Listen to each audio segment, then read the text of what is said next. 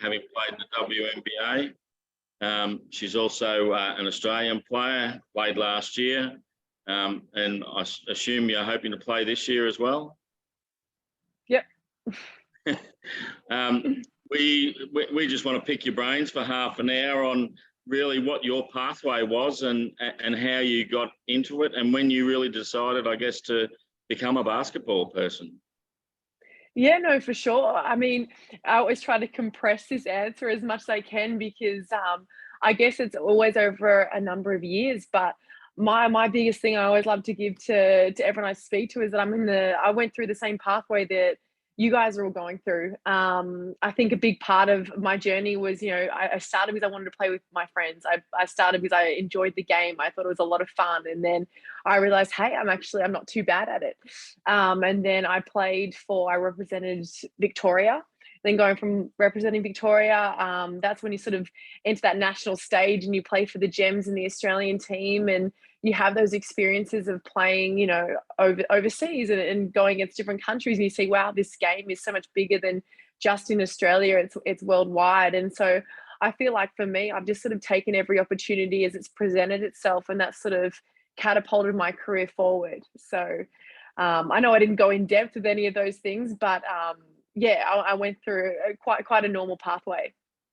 So on the way, not everything goes to plan for young athletes and disappointments arrive and so forth.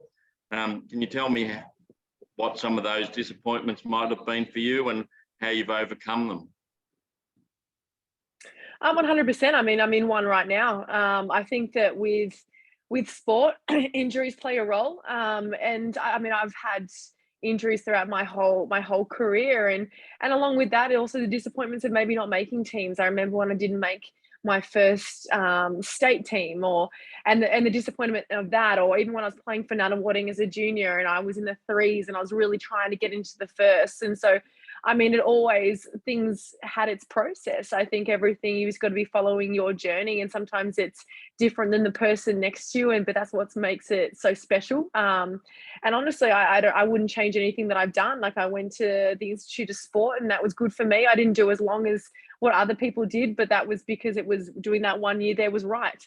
I think I've had a good sense of what I need in certain moments, like growing up, and that's helped get me to this point too. But even now, like, I'm playing for Australia at the last World Cup in Sydney. I got a pretty bad injury and I'm still overcoming that now. So it's been, almost 6 months, 5-6 months, but I'm getting myself ready. And also because I want to. I think that's the biggest thing, is you've got to remember what your why is, and my why is different from when I was, maybe even just 2 years ago to what it is now. And so right now I'm preparing for the WNBA, and it'll be a good season there, hopefully, but it'll also be a season for me to find joy in the game as well. Coming through the pathway, you would have set yourself goals. Goal presentation would have been part of those conversations you've had with coaches going back, and with the program, elite, that were doing those things. What have been some of your goals that you've set yourself as you've come through? Yeah, so some of them have been like, so I remember when I was a junior, some of it was just purely seeing players that maybe were 1 year older than me or my age group, and they were in the ones that are like, okay, what do I need to do to get there? Like, what do I need to do that they're doing that I'm not? And a lot of it was by watching, learning, be a sponge. I think one of the best qualities of any, regardless of what sport you're doing, is being a good listener. And sometimes when a coach is saying something to someone else, you need to be listening to that and taking it on board as well, because one message isn't just for one person, it can be for everyone. So I think that that's been a really good part of how I've been able to develop, is just through the art of listening. And so go back to the question, I definitely sidetracked there. I'm sorry. No, that's what fine. What was the next part of that? Well, it's just interesting to have these young people understand the ups and downs of playing in elite sport, and then reaching the pinnacles that you've attained at such a young age as well. But I think explaining that out and having them hear that is a really important part of that. And I've probably forgotten the first part of the question myself. Oh no, I remember you saying the goals. It was the goal setting. Well, I think you would have set goals along the way, and you said your personal. What's that? Were some of those? Some of the goals I remember, my biggest moment where I really sat down with the coach and we wrote it all out was with Guy Malloy, and I think it was my first season with him playing for Melbourne Boomers, and it was about how can I make my first Australian team, and that was a really big moment for me because I did achieve all of that, but at the same time, I achieved it one year. I made the 2014 Worlds team, and I remember I was 21, and so that was massive. But the next year, I missed out for the Olympics. I didn't make that team, and um, I mean, it's one thing to create a plan, it's one thing to set out goals, and but part of that is not every trajectory is in this one linear path. And I think that's what's really good though about setting out goals is because it keeps you on track. It keeps reminding you, okay, what is your why are you trying to get to this place, or what do you need to do to improve? What do you need to do so that you do get picked that next time and there's no questions about it. So I remember like when I didn't make that the Olympic team for Rio, I was devastated, but at the same time, my biggest thing was, nah, I'm going to make sure I don't miss out ever again. So, I mean, I've done that so far, and I hope to make the Paris Olympics. Like that's definitely part of my goals. But right now, it's definitely I'm thinking a lot more short term, as in I just want to be healthy playing. So it's just keeping things very realistic and within the moment. That's probably a really good point in itself. What do you do mostly to keep yourself healthy? Is it a Um, lot of water, a lot of food? I think for me, I've learnt it to be balance. I think that if you become this is for me personally, I think everyone's different and everyone needs to find their way of doing it. For me, it's having a balance of the workouts and then working hard and all of that, but then also finding time for you, things that you need to slow down as well. I think that that's really important because everything's moving at this fast pace, like I'm not sure about the age group of what we're talking about. Who I'm talking to right now completely, but you're up in the We've morning, you're doing how we've old, got sorry? all of them. We've got Or 14s, 16s, and 18s here. yeah, so you're running off to school. So you do your morning workout, then you're off to school. Then after that, you've got another team session, and there's just so many things that you're doing. And it's like, okay, you need to find what are your things. And so, like, I mean, I found reading for me. I know I'm a bit older now, and so that's something that I've enjoyed. But it's also being with friends, being around family, staying connected. Like all of that stuff is really, really important for me. But also, I gain confidence from preparation. So when I know that I prepared in the best way possible, I come out very confident in how I'm going to perform, whether it's good, bad, but at least I know that I've done everything I can to get to that position. If you could go back to the time when you were a 15-year-old girl, what would be some of the advice that you would tell these young athletes? But also, we've got a number of parents, and I know you can't see them all here, Bec, but we've got a number of parents here. What would you advise them all going forward?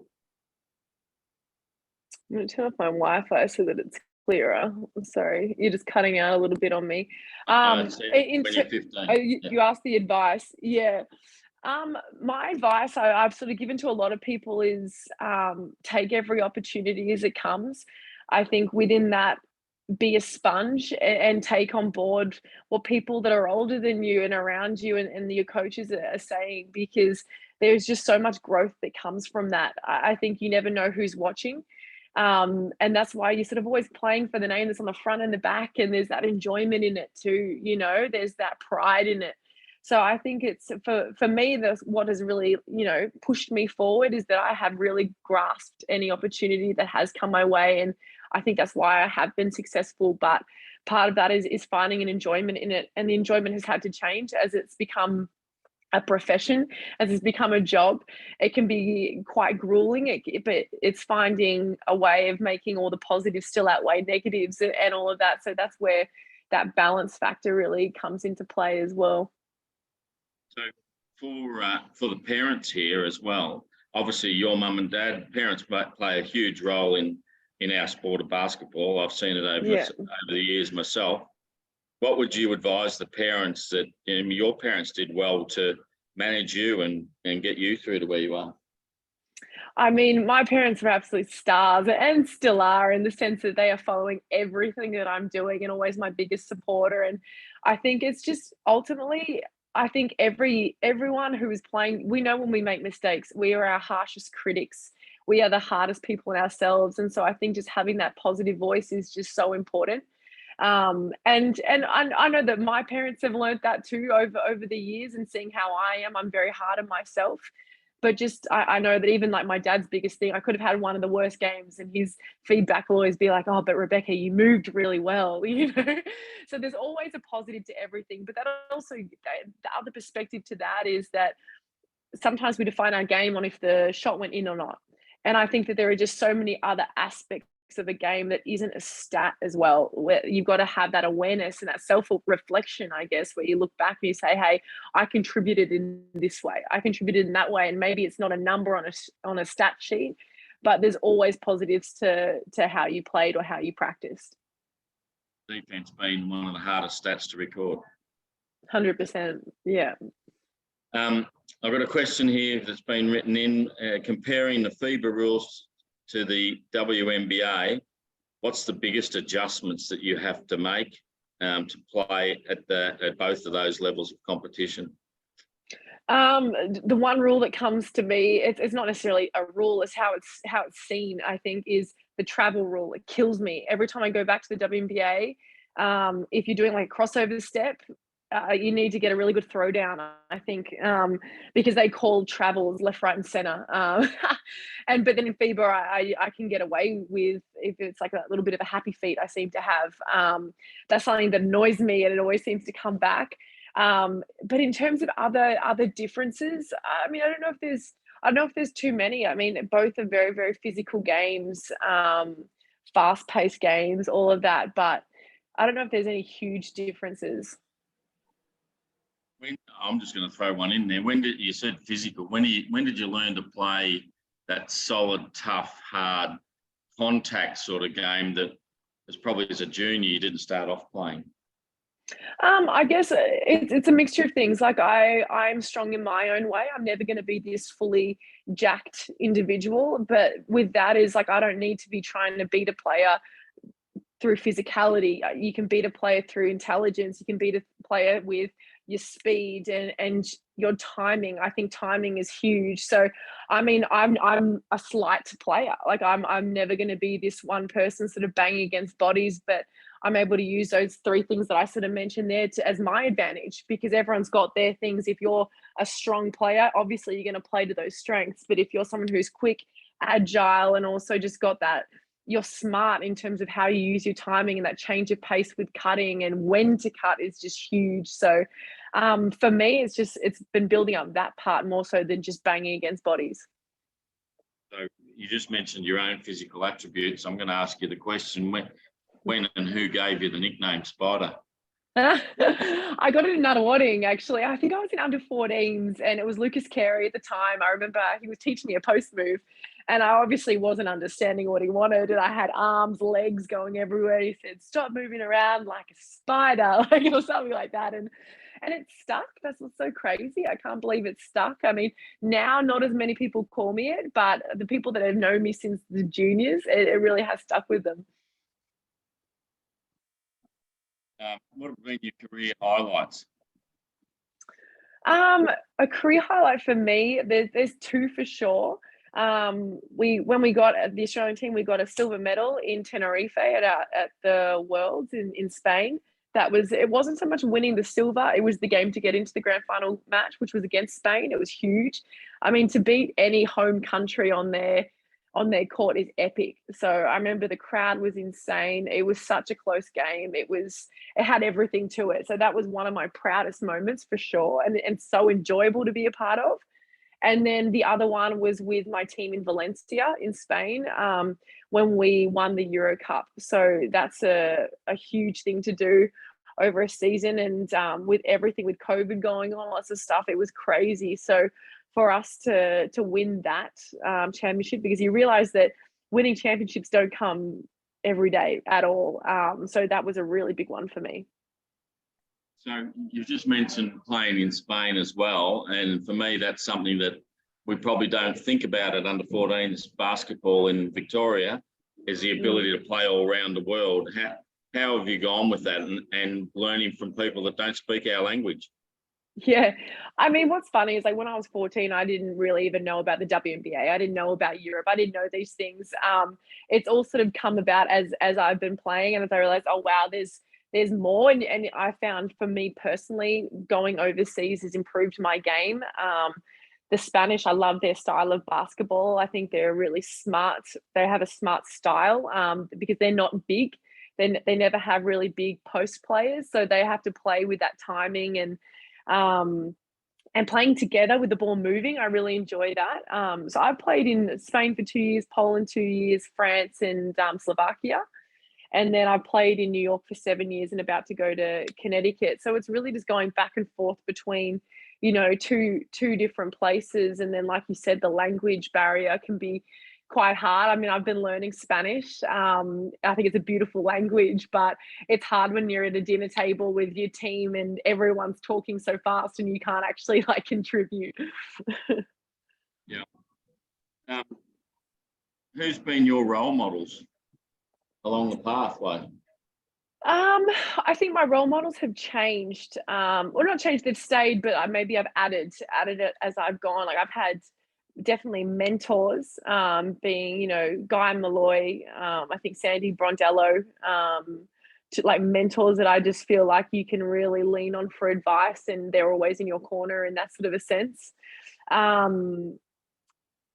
I mean, I've always looked up to Penny Taylor. Like she was huge when I first got to play with her. That was a massive moment for me. When people have asked what's one of your biggest achievements, playing alongside her for me was massive. I think that when I mentioned at the start of this chat, be a sponge, I was a sponge around her because she has this experience unlike many others. And also a great person. I like when you see really great athletes be good people too. I think that's huge. So, I mean, I would say that she's definitely been a big one. And then I think someone who was within closest sort of contact of everything as I'm growing up was Jenna O'Hay. I looked up to her, especially, excuse me, through my days at the AIS and my junior basketball too. So yeah, no, she was another one for sure. So I coached against Penny back in 1993 in the under 14 nationals. Oh wow, That was a long time ago. She was a long awesome. time ago. Yeah, I mean, I'm sure she was great from an early age. Yeah. So was that the Nunawading connection with Penny though? Is that how you sort of followed along with her or not? I wouldn't say that, no, because she'd been overseas for such a long time. I think that unfortunately she was not really a name that was brought up a lot. Like you heard a lot about Lauren Jackson and all that sort of stuff, but I think other players aren't mentioned as much. So I wouldn't say it was the Nunawading connection at that point, but it was seeing her playing with the Australian team and seeing her on that national stage where you just go, especially because similar position. You start to watch those sort of your players, within the same spots as you. Yeah. I've got another question here. Did you ever have to change your shooting action or shot? And I'm assuming they're meaning because it just wasn't going for you at some stage and you've changed it up to meet a different action. No, like I've always been, I mean, yes and no to that question. I think I've always been naturally a good shooter. I think sometimes you've got that touch. But I've had to learn how to shoot again I've had 2 shoulder reconstructions. So all coaches really want you shooting from here, but I find that very hard with my shoulder now. So I shoot a lot from this side of my face because I physically can't really get it into that position comfortably. So maybe I don't have this textbook style at all, but it works for me. And I wouldn't have anyone change it if it works. But yeah, so I feel like from that, I've had to learn how to shoot again twice from scratch, from not being able to move my shoulder at all and getting it sort of strong. But yeah, no, I haven't had to change it just based on it not going in. What's your shooting regime for a normal practice season per week? What do you do? Per week? It's different because like we're in Europe, I'm practicing twice a day, every day almost. America, it's 4 games a week. So like in terms of that, there's not really a consistency because of everything. But in terms of game day preparation, I have a little routine where I like to shoot a mid-range, then long 2, 3, off the dribble 3, and I do that at 7 spots. And I don't know, it's just part of my routine for everything. Yeah. It's been a bit of a challenging time for our club over the last couple of years. I mean, we're a club that comes from 2 to 3 hours away. Obviously not just around the corner, so that's challenging by itself. But over the last couple of years, we've had COVID in there, and it's been difficult to keep all our girls on the platform and going forward and thinking positively and thinking about their basketball. So again, we'd thank you so much for taking the time to chat with us. But is there anything that you can put into that last message, I guess, around, you know, what the goals can be?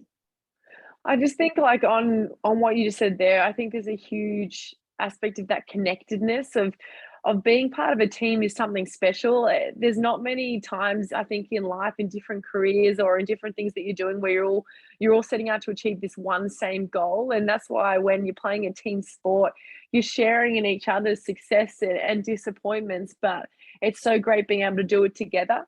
So I know that COVID was a challenging time, but I think having calls like this keep that connected nature of everything. And I think by even sharing, okay, I did this workout. I remember in COVID, I got really into these mad fit workouts that were all on YouTube, and I enjoy doing them as like a Pilates type thing. I just think all of this stuff, I think playing sport is because it's firstly fun. I think it's always finding that fun element and then being able to do it with your friends. What an absolute bonus. So for me, I really hope that everyone sort of stays doing it regardless of what level. I don't think you need to always be aspiring to be at the absolute pinnacle. I think sometimes it's purely because you want to be able to stay healthy, keep fit, be with your friends and be challenged, because I think that that's just a great thing for everyone. Just going to throw it out here in the room. Has any of you girls got any questions for Bec while we've got it here? Yeah, Louise? What age did you start your basketball, Bec? I was a bit later than most, but I was 12. I played netball to start off with. Oh, that's taboo here. I thought so. That's why I said it with a smile. Which one's better? Obviously. I mean, I didn't go back to the netball. Any parents who you've got a question that you might like to ask Bec about her playing career and what she's done over the years? How she's progressed?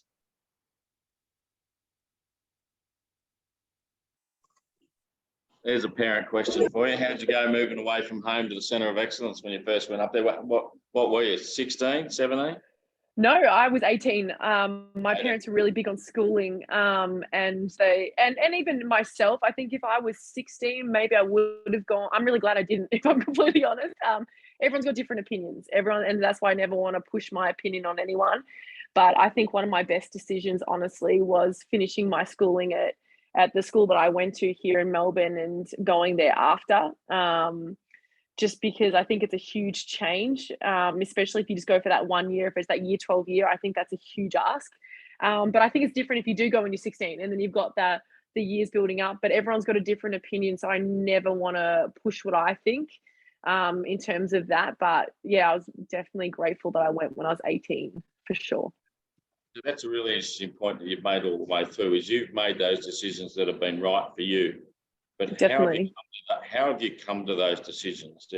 Conversations with people? Where have you got that advice? I mean, I think I've been really lucky with my parents, if I'm honest. I'm still bouncing so many of my thoughts, emotions, feelings off them, and vice versa with them supporting me. So definitely with that. And then also I think there's just like a bit of a level of self-awareness too. I think I know what's good for me, what's not. I think for me, the AAS wasn't necessarily, I think it was a good stepping stone. I'm really glad I did it. The 1 year was definitely enough, because I feel trapped in those sort of situations where it's all basketball all the time, so intense. But it's funny I say that, considering I'm playing overseas all year round in just an all basketball type of environment.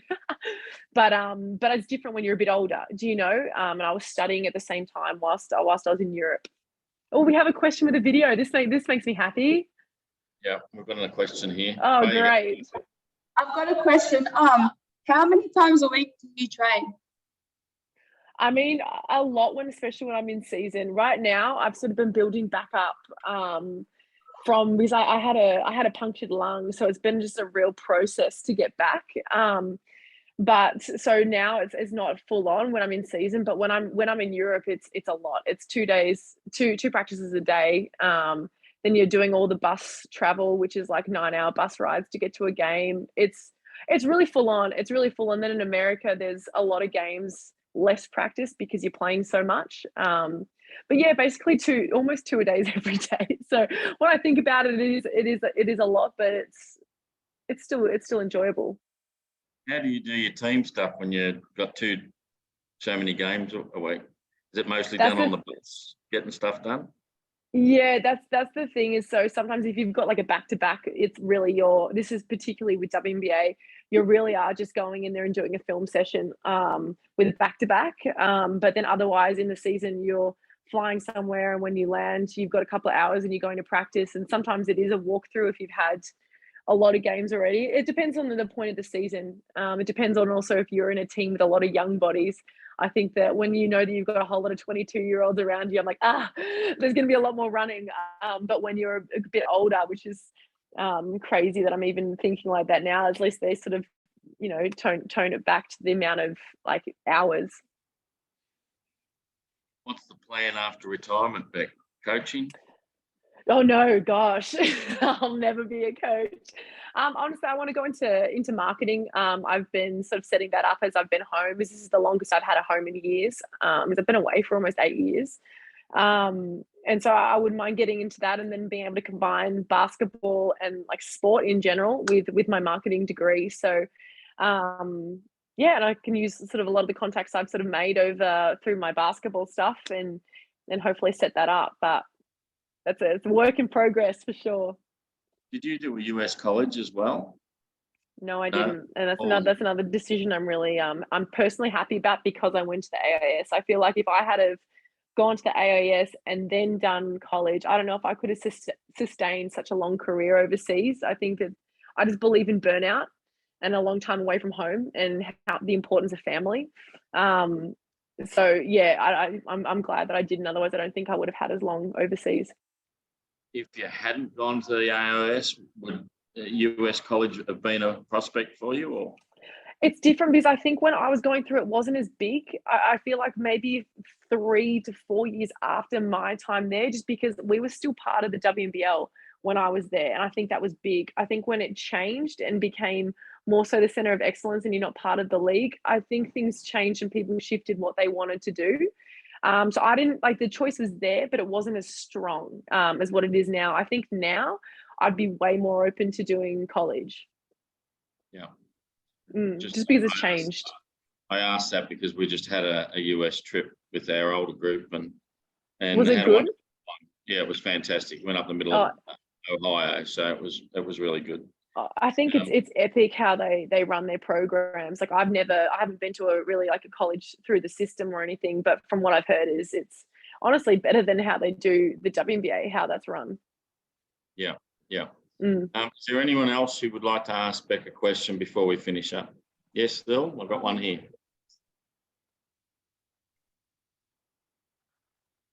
You can ask him when she loses, or what keeps her motivated when she loses, or just after a hard game? After a hard game, what keeps you motivated, Bec? Hard as in a bad or a loss? What keeps you motivated? I think a bad game. Personally off one of those games where you go, and all of that was shocking. It's just crazy because I think that mental side it's something I'm still working on. It's going to be a work in progress forever for me, and for most people. And I think it's always just, so even in the middle of a game, like how can you snap yourself out of it? Because I think if you've had a bad first half, you can still change it for the second. And it's okay, what do you focus on? And sometimes you just got to go to controllables. Controllables for me are always, I've got to sort of run the lanes hard, defense, and rebound. So I've got 3 controllables, which are all effort based. And so if I make that the focus, and honestly, I'm going to throw this in. I don't know, as the coach, if you're going to like it. I sometimes, you just got to stop caring.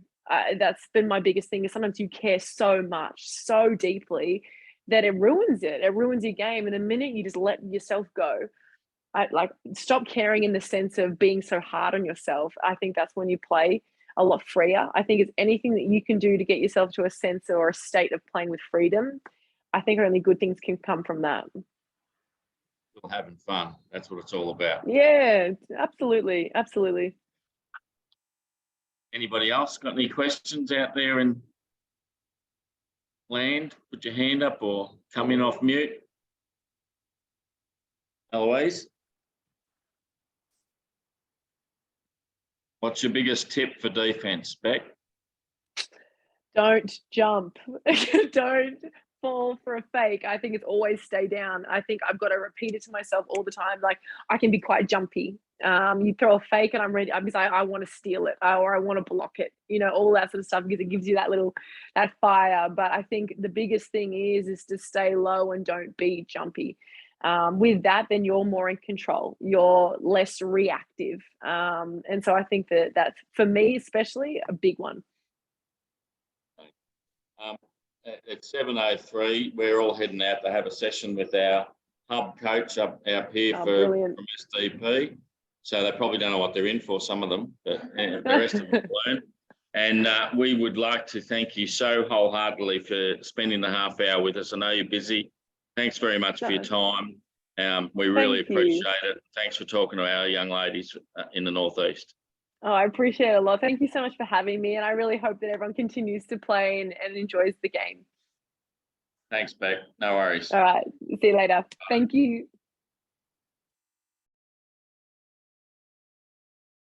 All right. Get out there, ladies.